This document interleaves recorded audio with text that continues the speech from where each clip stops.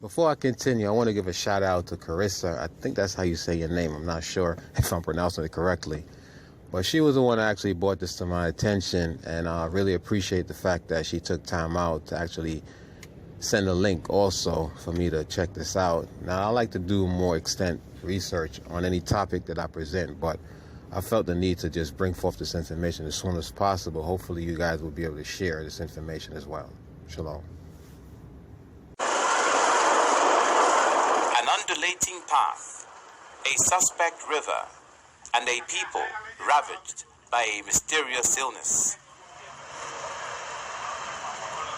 These are pieces of a puzzle in Oye community and others nearby in Benue State, where an unconfirmed number of people have died and others suffer general symptoms. The whole problem started late part of last month, precisely 28, when we had the first call that there's a community, there's an outbreak, and about 4 people died in that community, and that they're likely to bring the cops here. So we became alarmed. As they await the results of the investigations, the people groan under the weight of the illness, which as yet has no name. We don't know from where it emanated, and of course, it brings the symptoms. People vomit, the diarrhea comes, and at times there is something of swollen belly or stomach.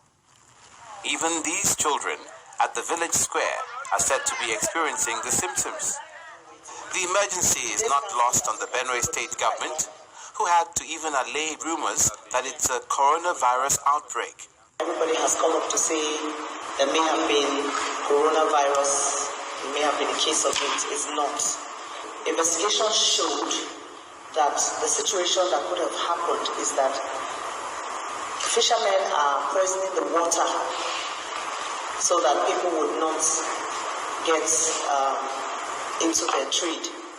And because of the story we had, that some fishermen used chemicals for fishing, and this would have been the source of drinking and fishing for these communities. We also took samples of this water and sent to Enugu for analysis.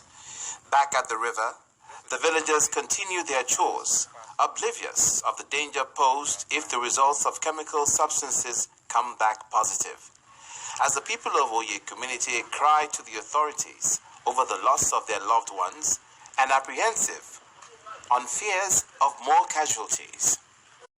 Shalom, family trendsetter. I'm actually out in the city, Baltimore City.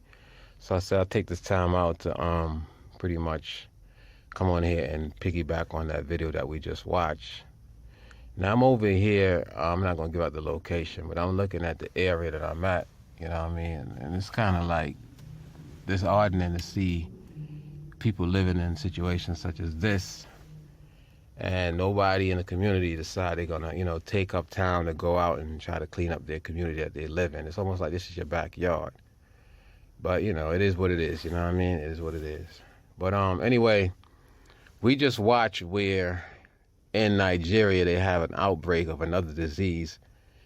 People are saying it's possible the coronavirus, but clearly you can see it's something different.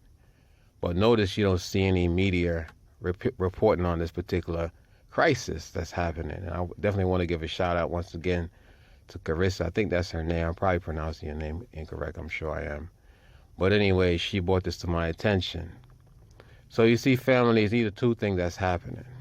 It's either one, the Most High is pouring out his judgment on the nation, the heathen, or two, these devils are the one that's behind it. And I would probably go with both. You know what I mean? Because the Most High, according to the Bible, he creates good and he creates evil. So if he's going to pour out his judgment, he's going to have a tool to use or someone to use to bring forth this judgment.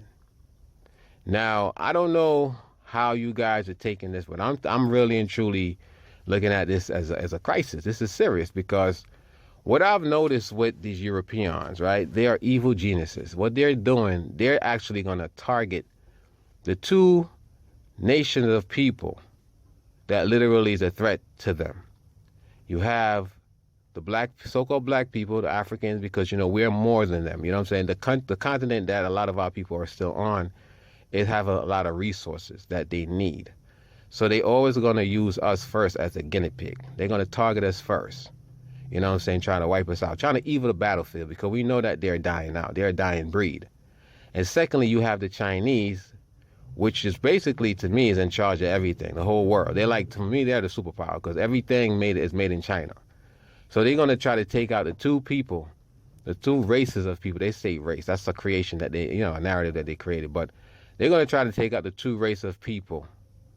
That's a threat, because the Chinese, now you have the Chinese aiding the Africans and shit. So if you have China in Africa building up infrastructure, aiding Africa, giving them loans, because Europeans, they're not giving them any loans. If they do give them loans, they're giving them loans with high interest rates. So you have the Chinese now going into Africa, even in Jamaica. Do I welcome them there? Absolutely not. I don't welcome no nation in our prospective dwelling. But at the end of the day, so they bring in capital to these particular areas, the West Indies as well as Africa. And the Americans, they don't like that shit. So they're going to target, first and foremost, us as black people, and then they're going to target the Chinese. Just something for y'all to think about, all right? But I definitely want to give a shout out again to Carissa. She actually brought this to my attention. I didn't even know this was going on. You know what I'm saying? And I'm glad that she brought it, so now y'all can actually share this video on y'all social media page, because this shit has to go out. With that, I say shalom.